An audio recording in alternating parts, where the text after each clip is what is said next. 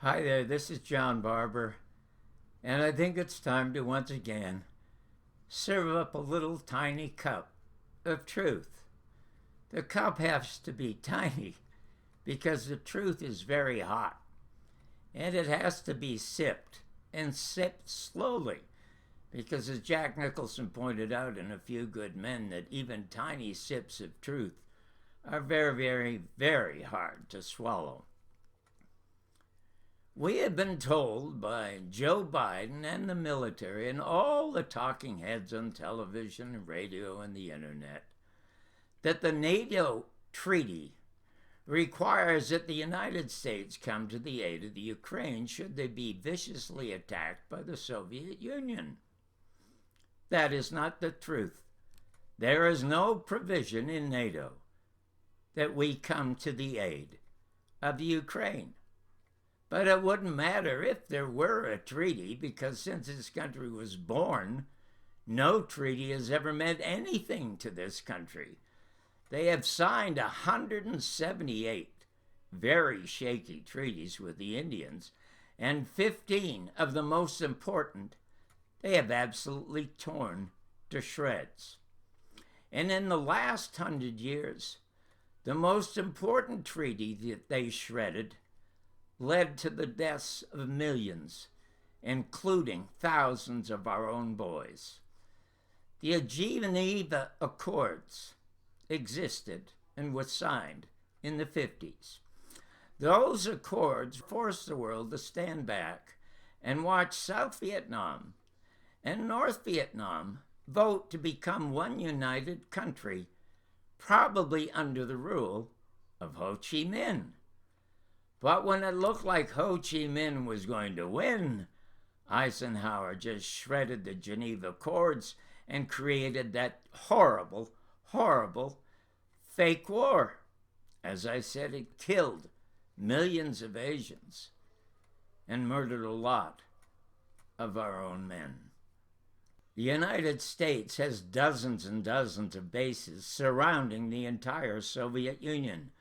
And by taking over the Ukraine, once part of their country, they are eliminating a handful of impending threats. After the Second World War, a war in which 35 million educated Germans had built incinerators and stuffed 6 million Jews into them, after that war, instead of giving the Jews half of Germany, which is what they really deserved, guess what? The world looked back into ancient history and found out that 5,000 years ago, the Jews once occupied a place called Palestine.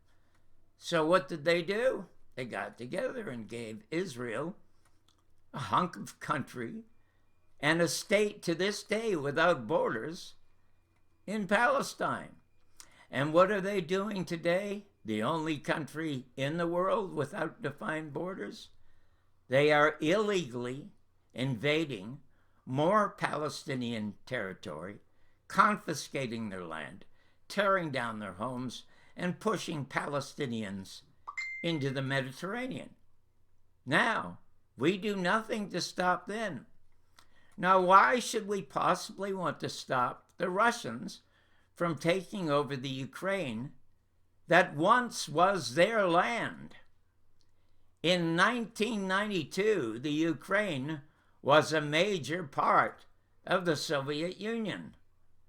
Now it is absolutely god-awful that to reclaim their land, the Russians have to use such horrible violence, such inhuman violence, but they're doing it to a country that was once theirs. Since the Second World War ended, we have done it to a dozen countries that weren't even ours. So I would suggest that we just leave the Soviet Union alone to reacquire their own land. Because if this country were to improve dramatically, it would still be by far the most corrupt, most hypocritical nation on this totally fucked up world. Have a great day. And it should be better knowing that you now have learned something true and new. God bless and have a great day.